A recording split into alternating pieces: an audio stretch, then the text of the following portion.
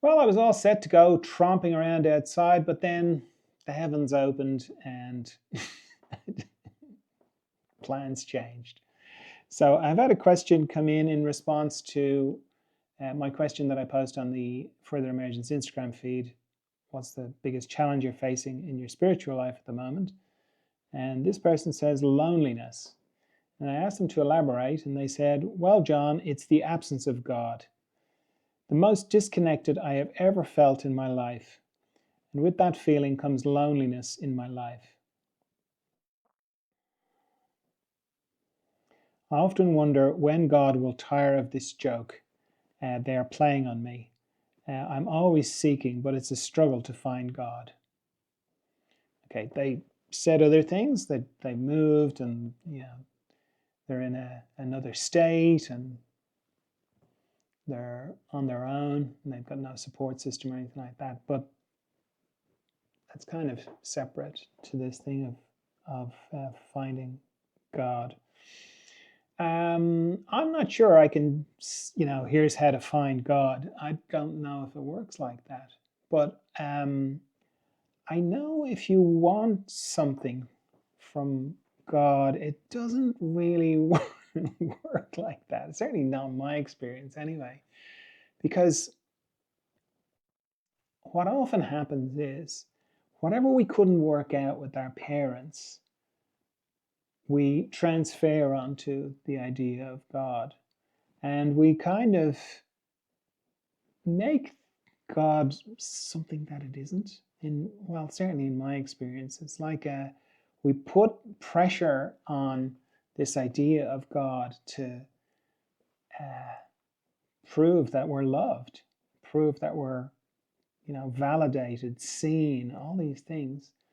And in my experience, God's not interested in any of that stuff. It's a weird, weird kind of paradox. This is just my experience of God anyway. It's like God's incredibly, and I'm calling it God. I don't know what to call it. I just, this thing I know that other people call God. Sometimes I kind of go, that's kind of I can relate to that. Other times I'm like, I don't know what they're talking about. But then what I do see a lot is people like, it's almost like challenging the idea of God. They're sort of praying, they're like, please give me this thing. And the subtext is, and then when you give me that thing, I'll feel like I'm seen and validated, which is exactly the sort of things that we feel about our parents, that as I say, anything we couldn't figure out, we just transfer onto this idea of God. So, like in terms of loneliness, in my experience, there is to really get into it, there is a certain amount of loneliness involved. And it's loneliness in in as much as you're just not distracted. There's nothing, there's no parties, there's no friends, there's no people calling around, there's none of those things. It's just you and what God is. So that feeling of loneliness can be um, the removal of all those distractions. It's why people go and live in caves, I think, is to, well, I don't know why people go and live in caves, but I understand it, that need, that finding yourself in a situation where a lot of things have been taken away from you to minimize the distraction so that you get to focus on whatever it is. And in this case, it sounds like seeking God. But um, I've found that seeking anything perpetuates the seeking. So it's very hard to find God when you're looking for God.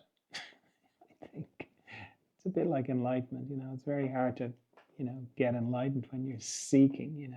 Certainly getting enlightened for me was the end of seeking. It was the end of looking for it. I wasn't looking for it anymore. So I think it's the same with God. I think the pressure you're being put under, and I'm just speaking to this person here really, you find, you moved states for one particular reason, didn't turn out to be the thing you thought, and now you find yourself in a place that you don't have any support system, you don't have any backup, and you're interested in God. If you weren't interested in God, then it would be just a case of, well, start joining clubs and just figure it out kind of thing, like, if you, on that superficial level.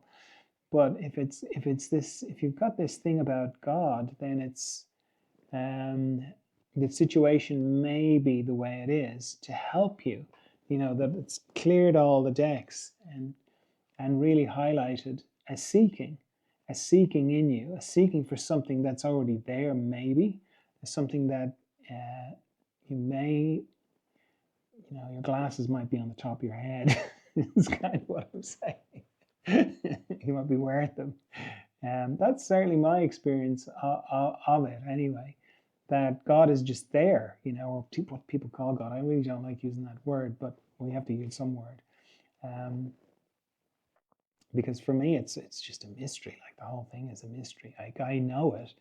I know it like I know the sky behind me and the trees and all that kind of. I know what people call God. I know it in that way. But it's there all the time, and I think it's what's this situation is encouraging you to see is that it's there. It's inside you, and if you can let go of the seeking, you've got a little bit more space to be able to see it, maybe.